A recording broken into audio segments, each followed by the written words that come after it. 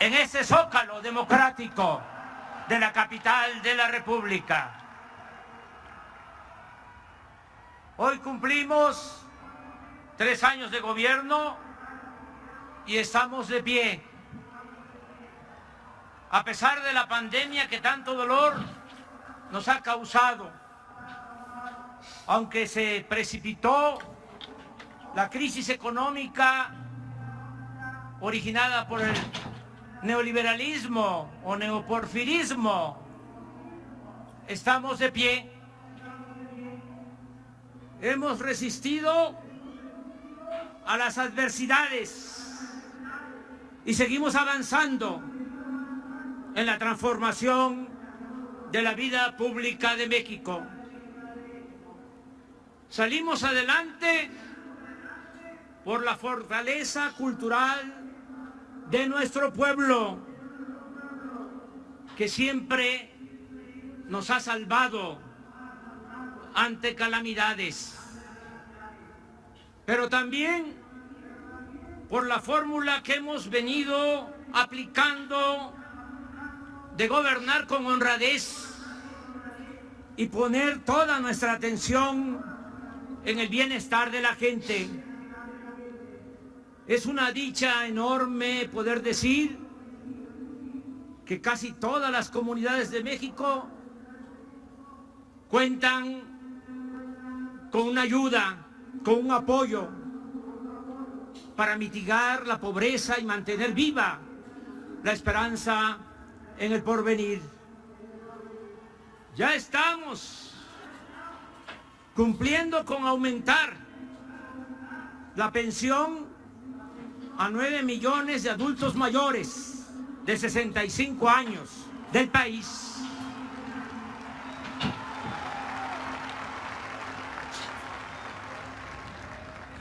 Aumentaremos la pensión para niñas y niños con discapacidad.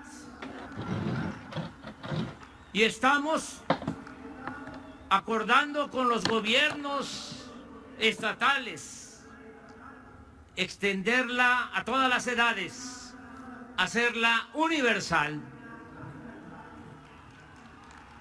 A partir de enero del año próximo, aumentará el monto de las becas a estudiantes de familias pobres, de preescolar hasta nivel superior, de modo que cuando menos en los últimos 3 años se les incorporará el porcentaje de la inflación. Estas becas benefician a 11 millones de estudiantes de escasos recursos económicos y se invierten en ellas porque no es un gasto, es una inversión, 75,000 millones de pesos anuales. Es un programa sin precedente en México. Garantizar la salud pública ha sido todo un desafío. La corrupción en el sector salud llegó al extremo de que antes un pequeño grupo de proveedores de medicinas, entre los que se encontraban políticos corruptos del viejo régimen, vendían medicinas no solo a precios exagerados, sino incluso adulteradas o de bajísima calidad. Además, durante el periodo neoliberal, fue tanto el abandono de la educación pública que no contamos, desgraciadamente, con los médicos que necesita el país. Deberíamos tener 3 médicos por cada 1000 habitantes y solo tenemos 1.2. El control de la pandemia nos está permitiendo regresar a nuestro plan original de 4 puntos para mejorar los servicios de salud: médicos, medicamentos, buenas instalaciones y basificación a los trabajadores del sector. Está en marcha el programa de formación de médicos generales y se han ampliado las plazas para residentes o especialistas. La creación de nuevas escuelas de medicina, como la Escuela de Medicina del Gobierno de la Ciudad de México y las 40 escuelas de medicina y enfermería del sistema de educación Benito Juárez, nos han permitido tener más espacios para terminar con la absurda política de rechazar a quienes desean estudiar. Hemos abierto nuevos espacios de formación en hospitales de la Secretaría de Salud, el ISSSTE, el IMSS, Pemex, la Sedena, Marina. Esto nos ha permitido pasar de 8,000 médicos que se admitieron para especialización en 2018 a 18,000 en 2021. Y junto con becas que otorgaremos para hacer estudios en el extranjero, en el 2024 el déficit de especialistas se reducirá en 25%. Continuaremos con las compras consolidadas de medicina en México y en el extranjero para perfeccionar el sistema de abasto y distribución sin intermediarios ni corrupción, así como lo hicimos con las vacunas. En enero se iniciará un plan general de distribución de medicamentos apoyado por las Fuerzas Armadas, con transporte terrestre y aéreo para hacer llegar las medicinas hasta los centros de salud y hospitales más apartados del país.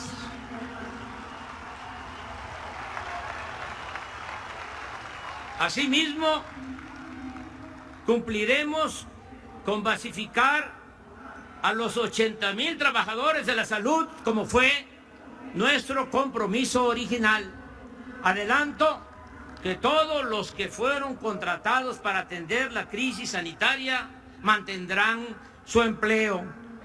En síntesis, el sueño que quiero convertir en realidad es que al final del gobierno el sistema de salud pública permita que cualquier persona, sin importar su condición económica, social o cultural, sea atendida como lo merece, con médicos, especialistas, estudios y medicamentos gratuitos, y que la salud deje de ser en definitiva un privilegio y se convierta en un derecho universal de nuestro pueblo.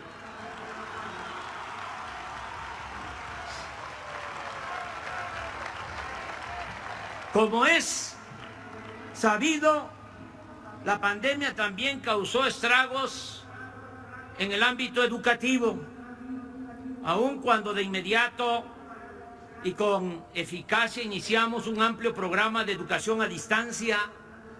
Nada puede sustituir la educación presencial, no solo porque es una forma de aprendizaje más efectiva, sino porque permite la convivencia social en la escuela. La escuela es el segundo hogar para los estudiantes. Por eso nos propusimos iniciar el regreso a clases presenciales con el nuevo ciclo escolar. Y hoy están asistiendo a las aulas 23.5 millones de estudiantes de nivel básico, con el apoyo, y lo reconozco y lo agradezco, de 1.800.000 maestras, maestros y trabajadores de la educación.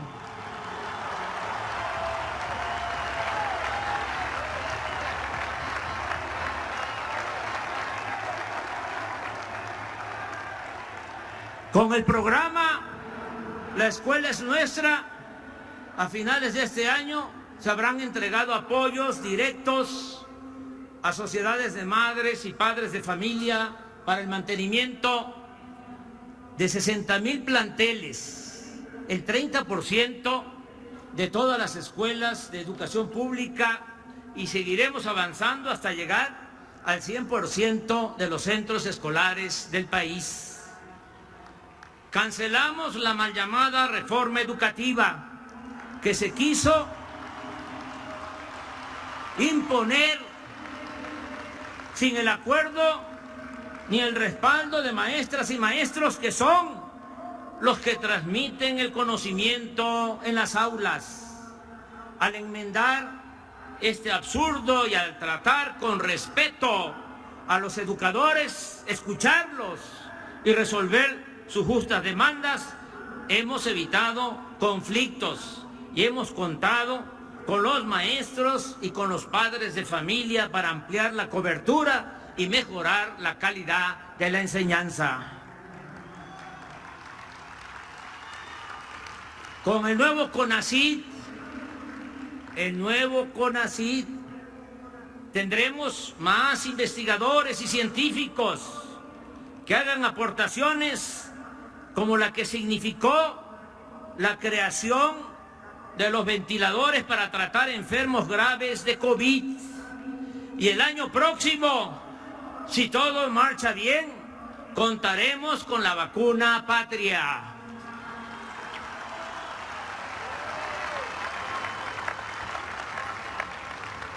Es oportuno recordar que mientras estemos en el gobierno no se permitirá el ingreso de maíz transgénico, no se usará fracking para la extracción de crudo, no se otorgarán nuevas concesiones mineras, no se sobreexplotarán los mantos acuíferos, no se permitirá la tala de selvas y bosques, no se autorizará la instalación de basureros de desechos tóxicos o peligrosos, no se permitirá operar a ninguna empresa que no tenga planta de tratamiento de aguas negras. No se permitirán violaciones a la norma de calidad del aire ni cualquier actividad que dañe la salud, destruya el territorio o afecte el medio ambiente. No tengo duda que pronto, muy pronto, terminaremos de salir de la crisis económica. ¿En qué baso mi optimismo? Primero, en que no nos endeudamos como sucedió en otros países. Segundo, en que no se nos cayó la recaudación de ingresos, el ingreso en la hacienda pública. Esto nos permitirá mantener finanzas públicas sanas y suficientes para seguir impulsando el crecimiento y la creación de empleos, con obras como el Tren Maya, la nueva refinería, los 2 nuevos aeropuertos, el desarrollo del Istmo de Tehuantepec, las carreteras, con el impulso a la extracción de petróleo, la modernización de las refinerías y de las hidroeléctricas, el rescate de la industria eléctrica nacional y otras acciones financiadas con el presupuesto, sin contratar deuda.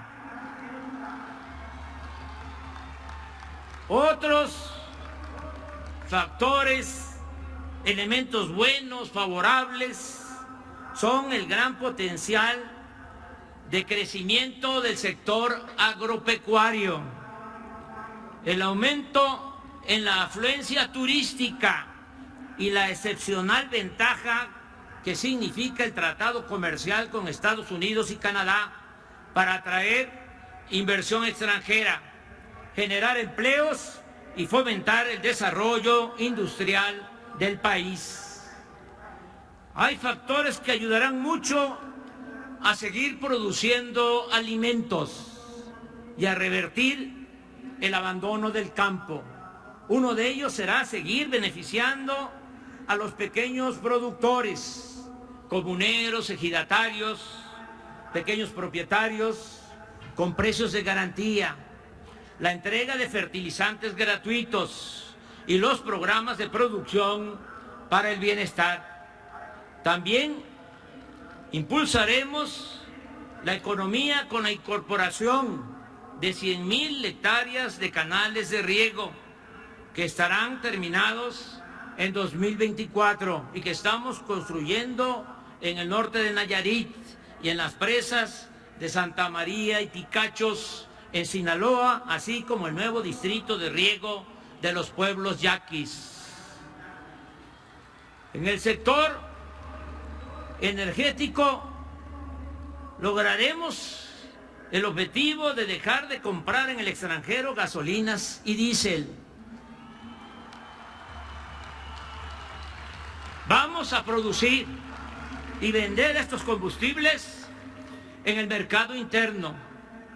Esto implicará no exportar petróleo crudo y transformar en México toda nuestra materia prima. Para ello, a finales de 2023 estaremos procesando 1.200.000 barriles diarios en las 6 refinerías que se han venido rehabilitando.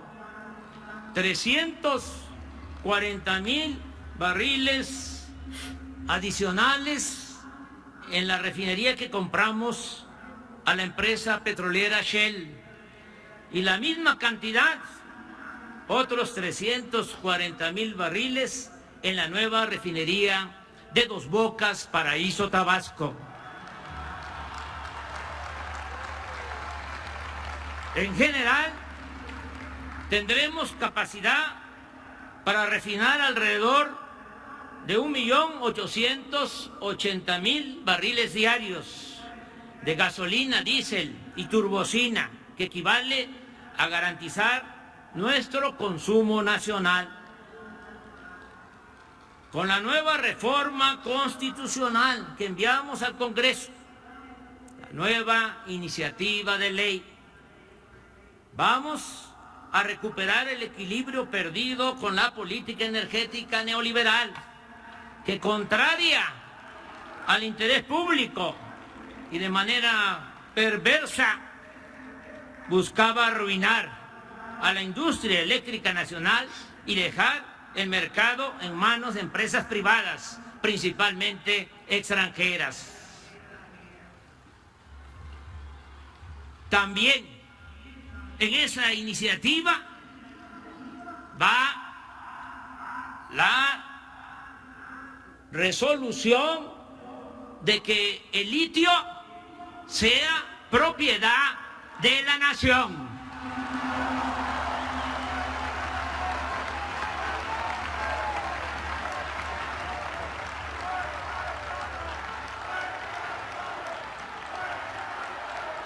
Para garantizar la generación suficiente de electricidad, se ha iniciado un programa de modernización de turbinas y otros equipos complementarios en 16 hidroeléctricas.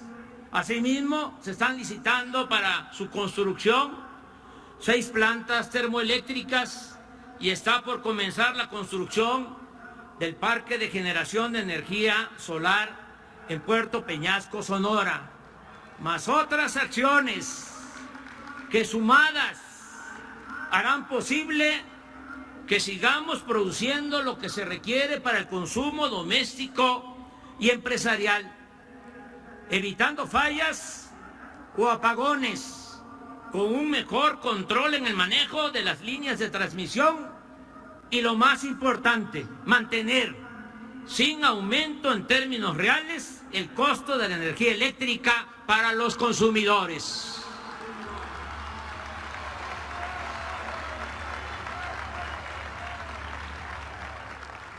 La atención especial al sur-sureste está cambiando el perfil del desarrollo en nuestro país. Por ejemplo, el Tren Maya implica una inversión del orden de 150.000 millones de pesos para construir 1.500 kilómetros de vías férreas con trenes rápidos y modernos que podrán introducir a turistas que llegan a Cancún, Playa del Carmen y Tulum, Quintana Roo, hacia el sur de ese estado, hacia Yucatán, Campeche, Chiapas y Tabasco. Se dispondrá de 42 trenes con 243 vagones, los cuales serán fabricados por la empresa Bombardier y Alstom en Ciudad Sagún del estado de Hidalgo, mediante un contrato que ya suscribimos de adquisición de 36.000 millones de pesos del presupuesto público. En cuanto al nuevo aeropuerto de Tulum, ya se cuenta con el terreno, 1.200 hectáreas, y se ha iniciado el proyecto técnico para empezar la obra a principios del año próximo y terminarla en diciembre del 2023. Otro proyecto importante para el desarrollo del sur-sureste es el tren del Istmo de Tehuantepec, que unirá a los países del Pacífico con la costa este de Estados Unidos. El puerto de Salina Cruz está siendo modernizado con muelles, patios de contenedores y almacenes, y con la construcción de un rompeolas de 1,5 kilómetros mar adentro. Lo mismo estamos haciendo con la ampliación del puerto de Coatzacoalcos en el Golfo de México. La comunicación entre este puerto y el de Salina Cruz se realizará por una línea de ferrocarril de carga y de pasajeros que se está reconstruyendo para hacer el traslado de un océano a otro en 6 horas. El proyecto contempla la creación a lo largo del trayecto de puerto a puerto de 10 parques industriales, de los cuales ya contamos con 8 de 320 hectáreas en promedio cada uno. Allí las empresas tendrán estímulos fiscales en IVA y en impuestos sobre la renta, con el propósito de que se creen empleos y esta zona se convierta en una cortina de oportunidades para quienes se ven obligados a emigrar del sur a la frontera norte en busca de mejores condiciones de vida y de trabajo. El proyecto incluye también la rehabilitación de 310 kilómetros de vías férreas de Coatzacoalcos a Palenque, con conexión al Tren Maya, más un ramal de Estación Chontalpa a la refinería de Dos Bocas, así como 472 kilómetros de vías férreas también para carga y pasajeros de Ixtepec, Oaxaca, a Ciudad Hidalgo, Chiapas, es decir, hasta la frontera con la hermana República de Guatemala. Tenemos un potencial turístico cuantioso, gracias a la riqueza geográfica, y algo que no debemos olvidar, gracias a las culturas de México. En todo el territorio hay bellezas naturales incomparables y una diversidad cultural conformada por 62 etnias. Y así como estamos promoviendo el sureste y el istmo con la construcción de aeropuertos, buenas carreteras y trenes modernos, también estamos atendiendo la costa de Jalisco, Nayarit y Sinaloa, incluyendo el rescate de las Islas Marías, que antes fueron un temido penal y que ahora se están convirtiendo en una escuela para el cuidado del medio ambiente y el turismo cultural e histórico. También vamos a terminar el año próximo una moderna carretera desde la ciudad de Oaxaca hasta Puerto Escondido y Huatulco. En 2023 culminaremos la que irá de Oaxaca al Istmo de Tehuantepec, la del Istmo hasta Cayucan, Veracruz, así como unos 250 caminos de concreto y piedra construidos por las mujeres y hombres de los pueblos de Oaxaca, caminos que son verdaderas obras de arte. En mi reciente viaje a Washington, propuse 3 acciones básicas. Primero, un plan de inversión en América del Norte y en todo el continente para la sustitución de importaciones, el apoyo a países centroamericanos para reducir el fenómeno migratorio y el respaldo a la iniciativa del presidente Biden para regularizar a 11 millones de migrantes indocumentados, mayoritariamente paisanos nuestros que viven y trabajan honradamente en ese país. Le dije con toda franqueza al presidente Biden que íbamos a estar pendientes para ver el comportamiento de los legisladores, tanto del Partido Demócrata como del Partido Republicano, y que con todo respeto y franqueza nos íbamos a pronunciar en su momento para señalar lo que no haya significado solidaridad y reconocer la gratitud de quienes voten por esa iniciativa.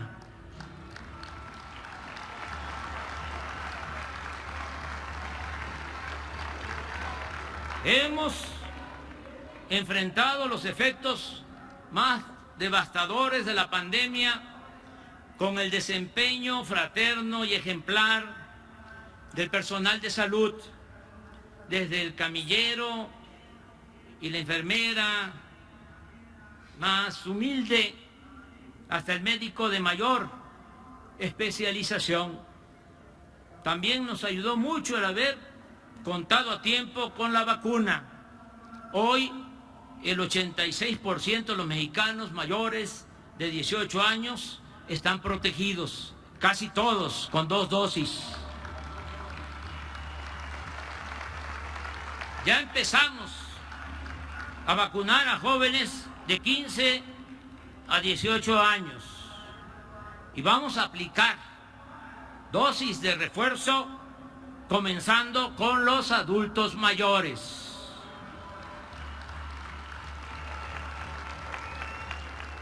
La reducción del número de hospitalizados y sobre todo la considerable disminución de los fallecimientos no solo alivia el sufrimiento humano, sino que resulta positivo para la normalización económica, educativa y social.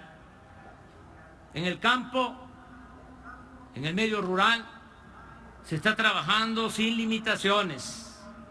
El año pasado, la producción agropecuaria, a pesar de la pandemia, aumentó 2% y las cosechas de maíz y frijol de este año serán abundantes gracias a las lluvias.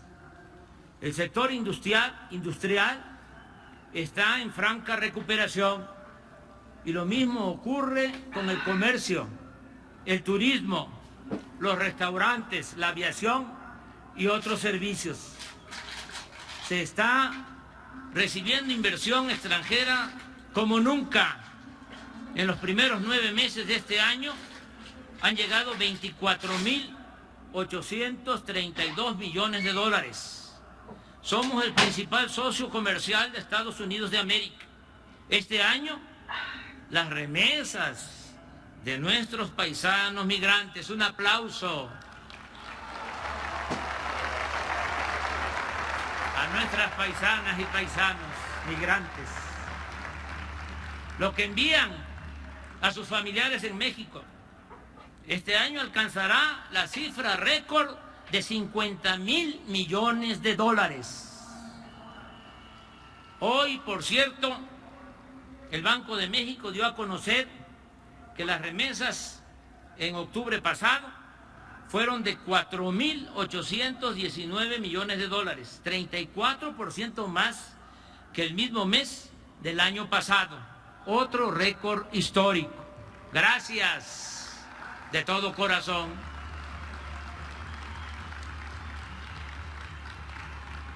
Casi todos los pronósticos coinciden en que la economía crecerá este año alrededor del 6%.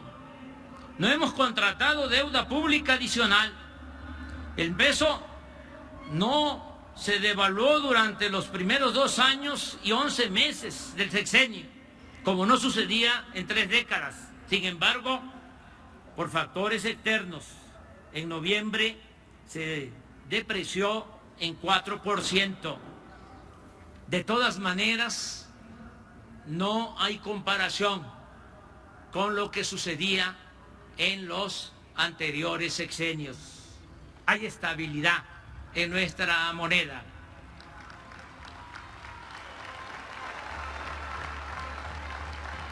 Hoy se acordó entre el sector obrero, el patronal y el gobierno, por consenso, un aumento al salario mínimo del 22% para el año próximo.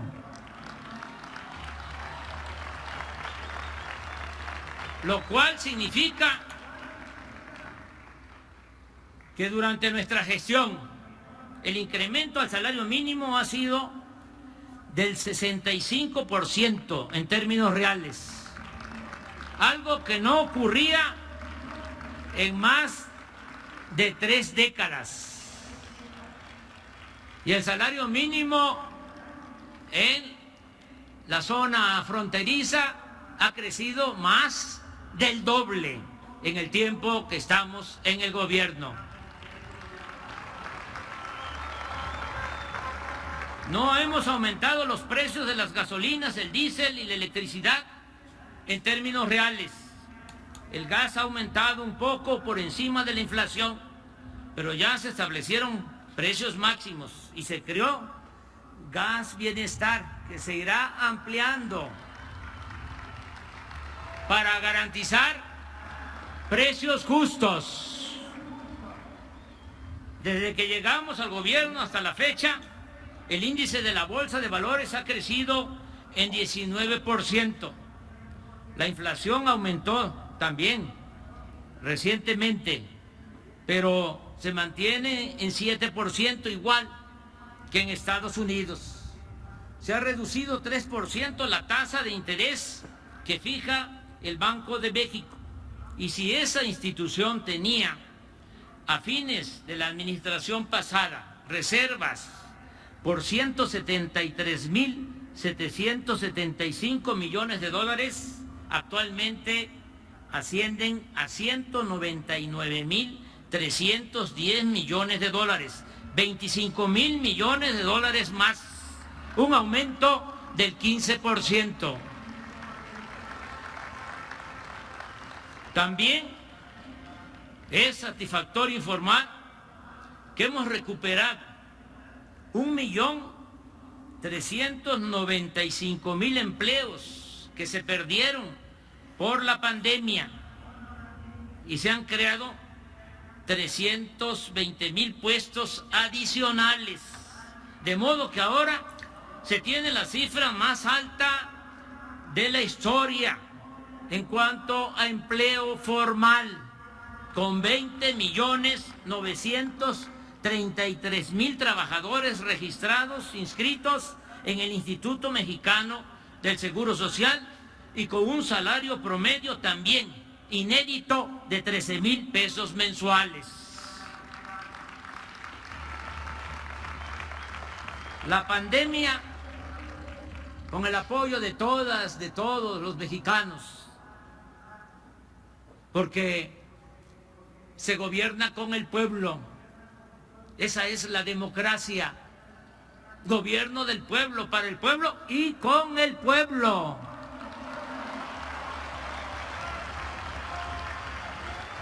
¿Qué sería de nuestro gobierno sin el respaldo del pueblo? ¡Que viva el pueblo de México!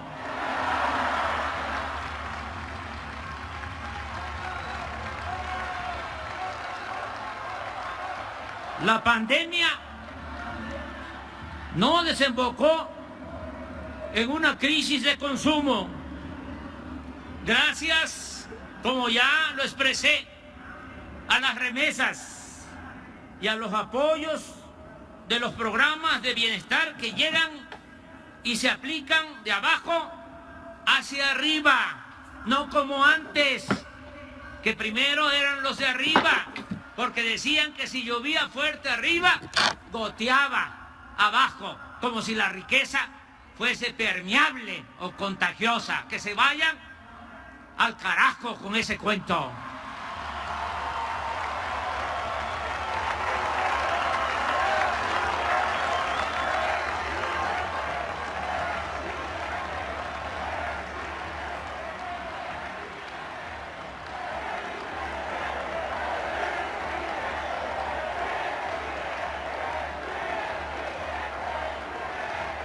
Así se pudo evitar la falta de alimentos y otros bienes de primera necesidad.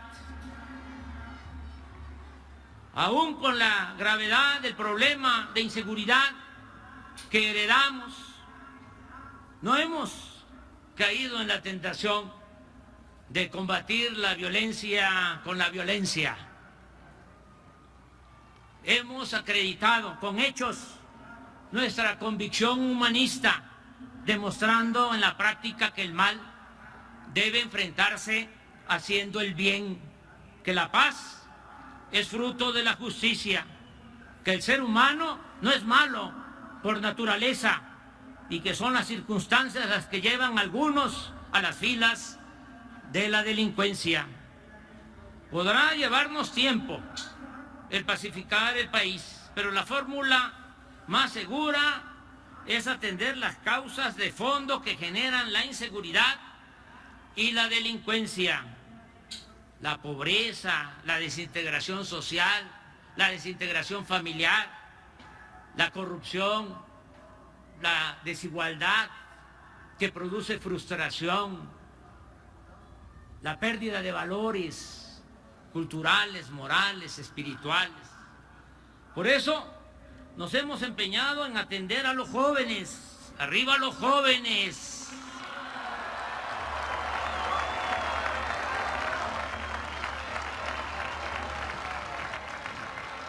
Al que no se incorpora al estudio o al trabajo, tiene oportunidades de hacerlo. No se les deja solos para que sean enganchados por la delincuencia a cambio de dinero, fama o lujo barato. La verdadera confrontación con los jefes de las bandas, la real, la profunda, la importante, es evitar que se lleven a los jóvenes, que recluten a los jóvenes, quitarles el semillero, impedirles que cuenten con un ejército de reserva para delinquir. Con los programas de bienestar lo estamos logrando, garantizándole el apoyo a los jóvenes y la oportunidad al trabajo y al estudio. Todos los días trabajamos con ese propósito de manera coordinada en el Gabinete de Seguridad y hemos logrado reducir en 3 años el robo de combustibles, el llamado huachicol, en 95%, los homicidios en apenas 0.7%, porque nos los dejaron muy arriba y tuvimos primero que contener el avance y ya vamos poco a poco disminuyendo la incidencia de este tipo de delitos, homicidio. En cambio, el robo de vehículo lo hemos bajado en 29%, el secuestro en 20%, y así en casi todos los delitos del fuero común y federal. Aquí destaco la importancia que tuvo en su momento y el apoyo de todos los partidos en el Congreso para la creación de la Guardia Nacional. Esta institución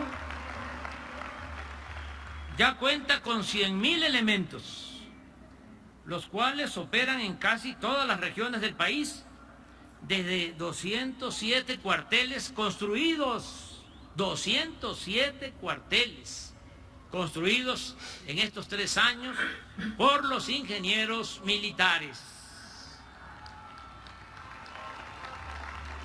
Las acusaciones de que estamos militarizando al país carecen de toda lógica y de la más elemental buena fe. No se ha ordenado a las Fuerzas Armadas que hagan la guerra a nadie. No se les ha pedido que vigilen o opriman a la sociedad, que violen las leyes, que coarten las libertades y mucho menos que se involucren en acciones represivas.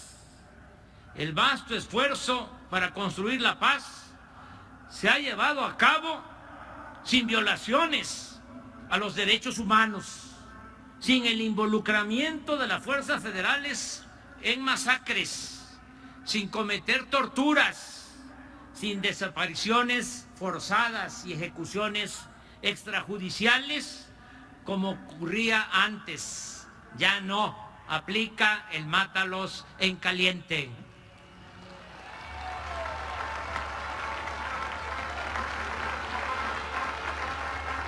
Por el contrario, en esta nueva etapa, la generosa y decisiva participación de nuestros soldados y marinos en auxilio a la población ante desastres, inundaciones, temblores, en acciones también de desarrollo, bienestar y paz, es refrendo de su lealtad al pueblo y a las instituciones civiles. Esa participación de las Fuerzas Armadas, además, contribuye a dejar atrás la distancia y hasta la desconfianza entre civiles y militares que se generó por las decisiones erróneas y perversas de los anteriores gobiernos. Por eso reitero, las Fuerzas Armadas, no lo olvidemos, nacieron con la Revolución Mexicana.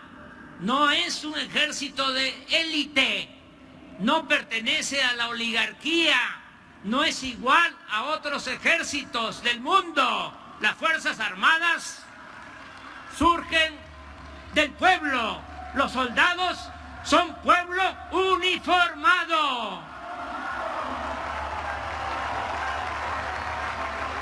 Por eso, mi reconocimiento a la Secretaría de Marina y a la Secretaría de la Defensa Nacional por su entrega y por su respaldo. Como he sostenido por años, la corrupción no solo se debe combatir por razones morales, sino también por la gran cantidad de recursos que se recuperan para el desarrollo y el bienestar del pueblo. En vez de conseguir, como lo hacían antes, líneas de crédito para endeudar al país, como era la práctica neoliberal durante los periodos de crisis, nosotros optamos por intensificar el combate a la corrupción. En el primer año de gobierno logramos, entre otras medidas, eliminar, porque eso es corrupción legalizada, la condonación de impuestos a grandes contribuyentes, grandes empresas, los grandes bancos, beneficiarios del influyentismo, que no pagaban impuestos. Y se estableció en la Constitución también que la corrupción es delito grave, pues no lo era desde el tiempo que se reformó el Código Penal en el gobierno de Carlos Salinas de Gortari. Gracias a ello se ha fortalecido la hacienda pública. A pesar de la pandemia, en 3 años aumentamos la recaudación en 400,000 millones de pesos. Y fuimos de los pocos países en el mundo, creo 2 países solamente, en los que no cayó el ingreso tributario. Seguimos ahorrando en los costos de construcción de obras y en la contratación de servicios. La mejor demostración de las ventajas de esta estrategia se advierte con claridad en el comparativo entre la construcción del aeropuerto Felipe Ángeles y el fallido proyecto del aeropuerto de Texcoco. Esa obra, cancelada por la decisión del pueblo, tenía un costo estimado de 300,000 millones de pesos. En contraste, el Aeropuerto General Felipe Ángeles se va a construir con menos de 75,000 millones de pesos. Y aún sumando los 100,000 millones por la liquidación a empresas que mantenían contratos en el proyecto Texcoco, que por cierto no quedamos a deber absolutamente nada a esas empresas.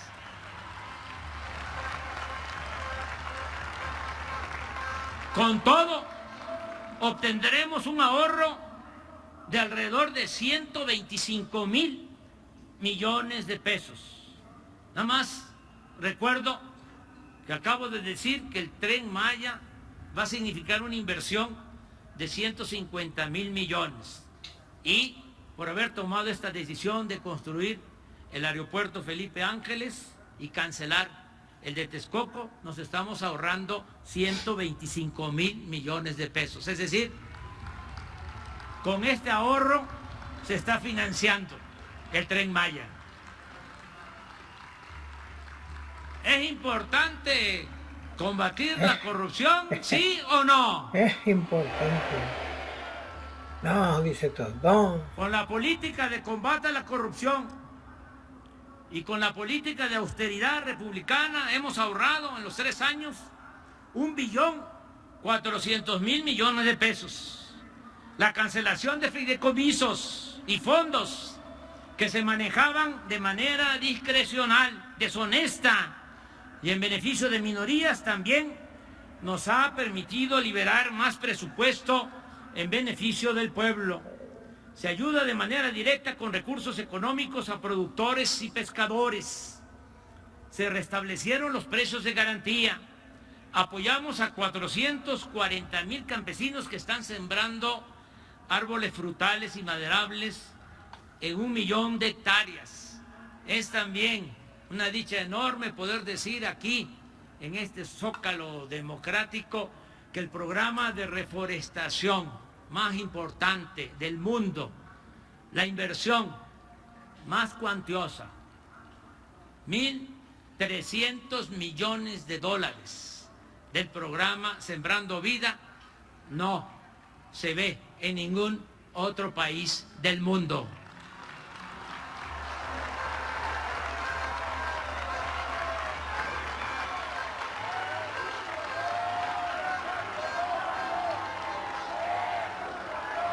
Se entregan fertilizantes a todos los productores de Guerrero, más de 300,000 productores de Guerrero reciben de manera gratuita sus fertilizantes. Así como 68,000 campesinos pobres de Puebla, Tlaxcala y Morelos. Y el próximo año se incluirá a productores de Chiapas, Oaxaca, Zacatecas, Durango y Nayarit.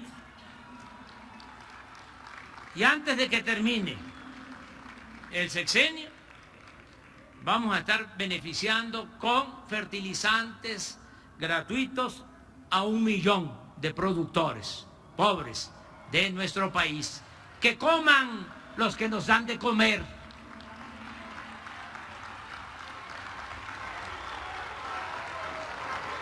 $2,093,000 jóvenes han trabajado como aprendices con una percepción de un salario mínimo. En 3 años hemos otorgado 3,700,000 créditos a la palabra para construcción y mejoramiento de vivienda y en beneficio de productores del campo y de pequeños negocios familiares. No hemos dejado de pagar a maestros, a médicos, enfermeras, soldados, marinos, policías y otros servidores públicos. No han faltado los libros de texto para el nivel básico y educación media superior y se trabaja, porque esto es muy importante, en mejorar los contenidos de los libros de texto. Están terminadas o en proceso 145 universidades públicas. Se han mejorado espacios urbanos en colonias populares. Se han mejorado estos espacios urbanos para la recreación, la cultura y el deporte en colonias populares de 100 municipios del país. 95,182 comunidades ya cuentan con conexión de internet. El próximo año serán 122,000 y en 2023 la red cubrirá todo el territorio nacional. Sigue en expansión el Banco del Bienestar, para el cual se han construido también con los ingenieros militares hasta ahora 1,139 sucursales. Hay 516 más en proceso y en los próximos 2 años tendrá cobertura el Banco del Bienestar hasta en las regiones menos comunicadas del país, con 2,700 sucursales. Va a ser el Banco de México con más sucursales en todo el territorio nacional. Hemos publicado 66 títulos de grandes autores, con 2,386,000 ejemplares gratuitos o a precios módicos. Están en construcción los parques culturales y ecológicos del Bosque de Chapultepec y del Lago de Texcoco. Terminamos el tren suburbano de Guadalajara y continuamos con el que va o viene de Toluca a la Ciudad de México. Rehabilitamos los aeropuertos de Tuxtla Gutiérrez, Chetumal y está en proceso de rehabilitación el aeropuerto de la Ciudad de México.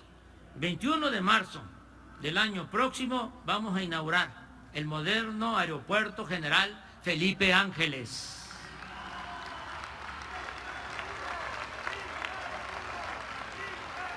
Hemos invertido 34,000 millones de pesos en el mantenimiento de 40,000 kilómetros de carreteras del país. Se están construyendo caminos rurales y modernizando carreteras en casi todos los estados de la República. Desde enero de este año se aplica en la frontera sur la misma política de estímulos fiscales que iniciamos en 2019 en la frontera norte. Se implementó el Programa Nacional de Búsqueda y Localización de Personas Desaparecidas por la Violencia. Continuaremos con la investigación, es un compromiso que adquirimos y los compromisos se cumplen. Vamos a continuar con la investigación hasta saber la verdad de los jóvenes desaparecidos de la Normal de Ayotzinapa. Se están reparando daños cometidos a personas o a familiares afectados por la corrupción neoliberal o por la violencia de Estado, como los casos de la guardería ABC en Hermosillo, Sonora, y Pasta de Conchos en Coahuila. Se mantiene el programa de protección a periodistas. Se creó el instituto para devolverle al pueblo lo robado. Y funciona el tianguis del bienestar para entregar bienes decomisados en favor de las comunidades más pobres de México. Se aprobó la nueva ley laboral para garantizar el voto directo y la democratización de los sindicatos. No hemos tenido conflictos con el Magisterio Nacional. Se ha basificado a 400,000 trabajadores de la educación. Se han entregado puntualmente las participaciones federales y los recursos del presupuesto que por ley corresponden a estados y municipios. La independencia de los poderes legislativo y judicial y de la Fiscalía General de la República es una realidad. No se fabrican delitos ni se espía a opositores. Solo ha habido 20 huelgas de trabajadores. Están permitidas las huelgas, no se han impedido, pero afortunadamente ha habido acuerdos entre trabajadores y empresarios. Las manifestaciones de protesta tampoco se han impedido, pero se han reducido al mínimo. Ofrecimos asilo al expresidente Evo Morales y a sus colaboradores. No tenemos conflicto con ningún gobierno en el mundo.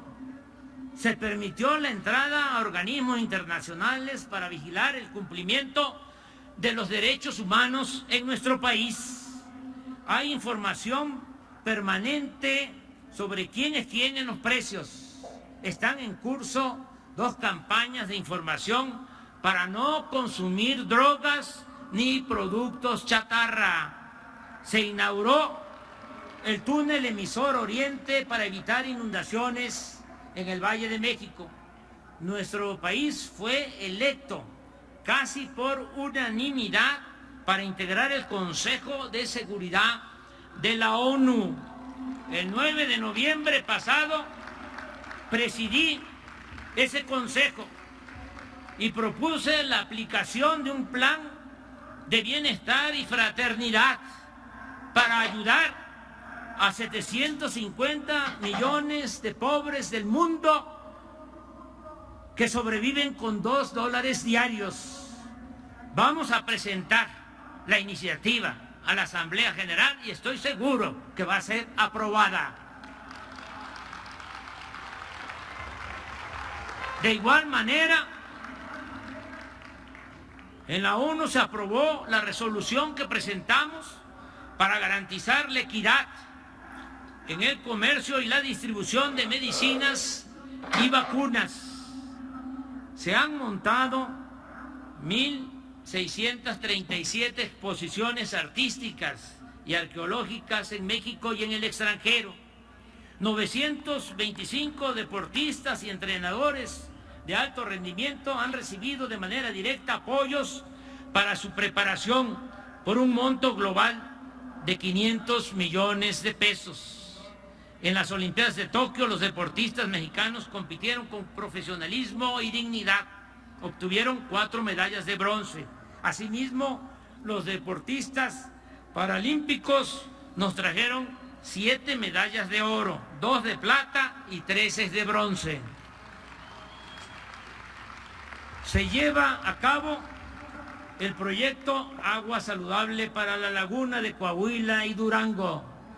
Se resolvió el conflicto de la cervecera en Mexicali, el de la presa El Zapotillo en los Altos de Jalisco, el bloqueo de la carretera de Cardel a Poza Rica, la compra a sobreprecio de la planta de fertilizantes, van a devolver 200 millones de dólares. Ya entregaron 50. Los gasoductos también se resolvió, se enderezó ese entuerto. La privatización de los reclusorios, el mantenimiento concesionado de carreteras, la autopista Peñón-Texcoco, la coquizadora de Tula que había quedado inconclusa, el monopolio en la compra de medicamentos y muchos otros problemas heredados del antiguo régimen. Se están creando escuelas para la formación de deportistas y maestros de educación física. Se aplica un nuevo etiquetado en alimentos para evitar el consumo de productos chatarra. Se incorporó a la enseñanza pública la nueva materia vida saludable y se está aplicando el plan de justicia a los pueblos yaquis de Sonora, entre otras acciones. En este 2021 estamos conmemorando los 700 años de la fundación de nuestra ciudad capital. También recordamos la caída de Tenochtitlán hace 500 años por la invasión española, así como los 200 años de nuestra independencia, alcanzada el 27 de septiembre de 1821. En este contexto se celebraron 16 actos conmemorativos. Se montaron 2 grandes exposiciones en el Museo de Antropología e Historia y en el edificio de la SEP sobre la grandeza de México, con piezas arqueológicas y códices que están en custodia en el extranjero, que nos las prestaron y que están en custodia en comunidades y en los museos de nuestro país. En todos los actos contamos con la asistencia de mandatarios, mujeres y hombres, líderes sociales, de diversas expresiones políticas, sociales y culturales del mundo. Destaco la reedición de 2.100.000 libros que se están distribuyendo de manera gratuita. Di la instrucción respetuosa de que a cada uno de los que asistiera a este informe, que vienen por su propio pie, por convicción,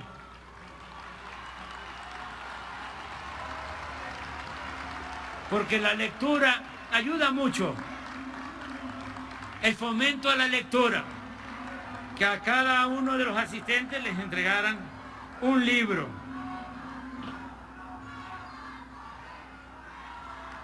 Son 21 autores, excelentes, de lo mejor. Autores que han dejado con sus obras constancia, sobre todo de la grandeza cultural de México. Amigas y amigos, lo más importante es que ya sentamos las bases para la transformación de nuestro país. Entre todos.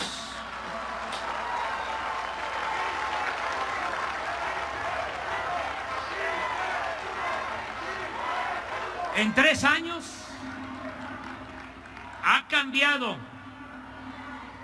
En 3 años ha cambiado como nunca la mentalidad del pueblo. Que eso es lo más importante de todo. La revolución de las conciencias, el cambio de mentalidad.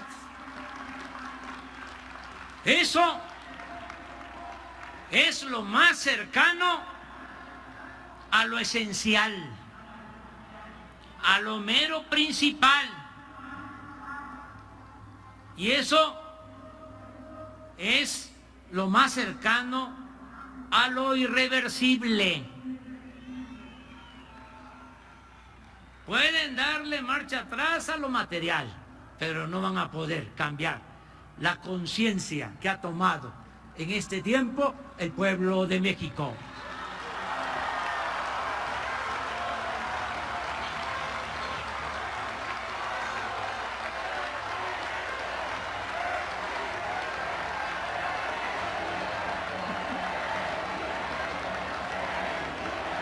Hoy se respeta la Constitución, hay legalidad y democracia, se garantizan las libertades y el derecho a disentir, hay transparencia plena y derecho a la información, no se censura a nadie. Desde el Poder Federal no se organizan fraudes electorales como era antes. El gobierno ya no representa a una minoría, sino a todos los mexicanos, de todas las clases, culturas y creencias. Se gobierna con austeridad y con autoridad moral. No se tolera la corrupción, ni se permite la impunidad. En la práctica no hay fueros ni privilegios. Se atiende a todos, se respeta a todos, pero se le da preferencia a los pobres. Por el bien de todos, primero los pobres.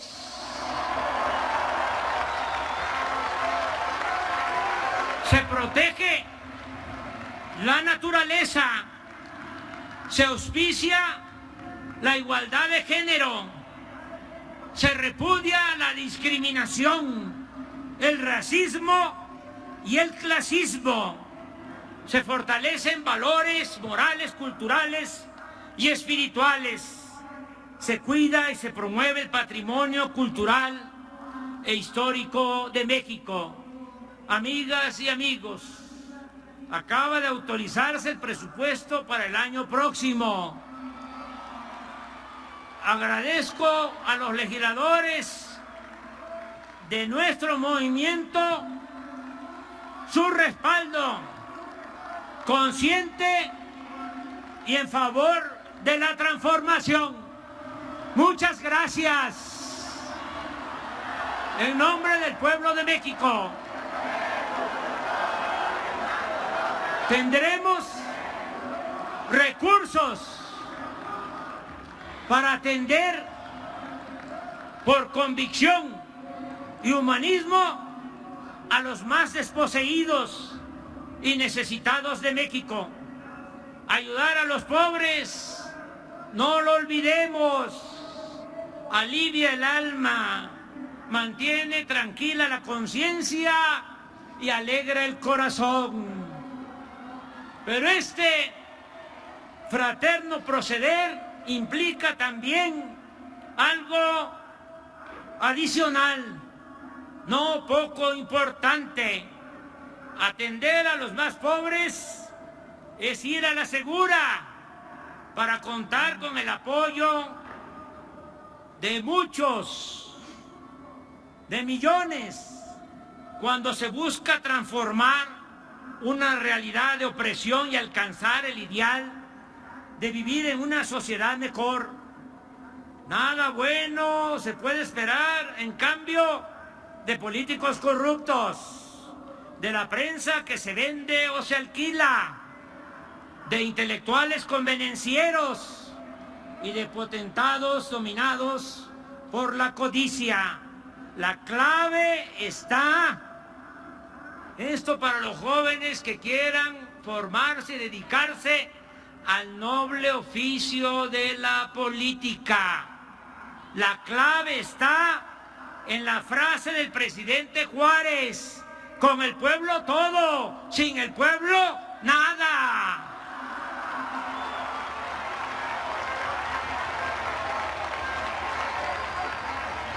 Nada se logra. Y esto aplica en México y en todo el mundo.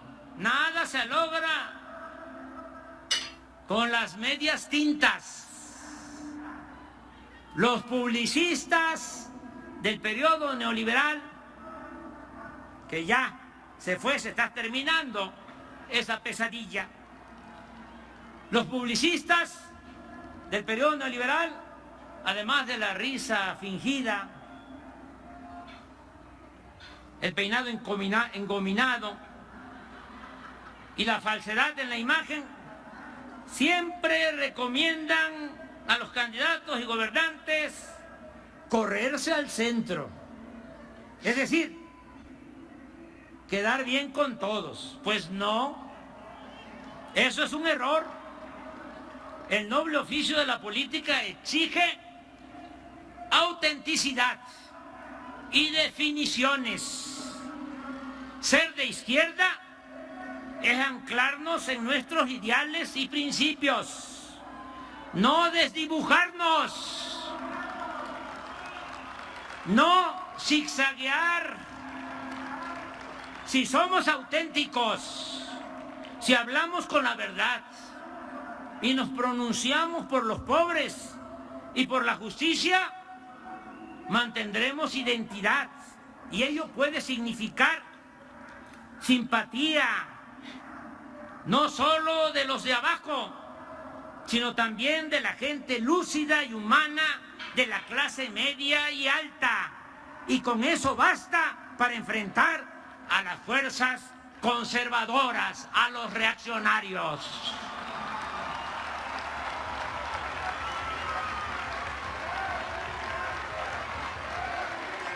En abril del año próximo vamos a probar de nuevo qué tanto respaldo tiene nuestra política de transformación.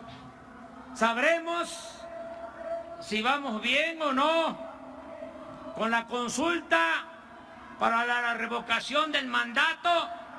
Se le preguntará al pueblo, que es el soberano, el que manda, si quiere que yo continúe en la presidencia o que renuncie. Este ejercicio, este método creado por nosotros, elevado a rango constitucional, no solo resolverá si me voy o me quedo, establecerá además el procedimiento para hacer realidad el principio de que el pueblo pone y el pueblo quita. Es sembrar, establecer en nuestro país un precedente. Nada de que me eligieron por 6 años y puedo hacer lo que me dé la gana.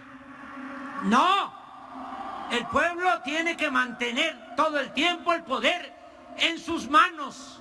Si un gobernante no está a la altura de las circunstancias y no manda obedeciendo al pueblo, revocación del mandato y para afuera.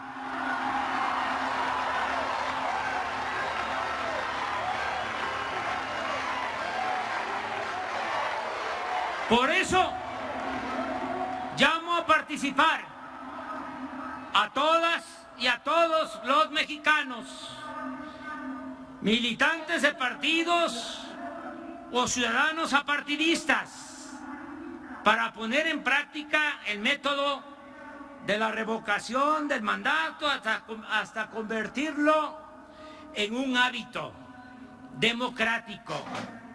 Tengamos fe en el pueblo y sigamos haciendo historia. Por lo pronto, en estos 3 años hemos demostrado que somos una gran nación, libre y soberana, respetada y respetable para el resto del mundo, que lucha por la paz y que se encamina a ser una república justa, igualitaria, democrática y fraterna.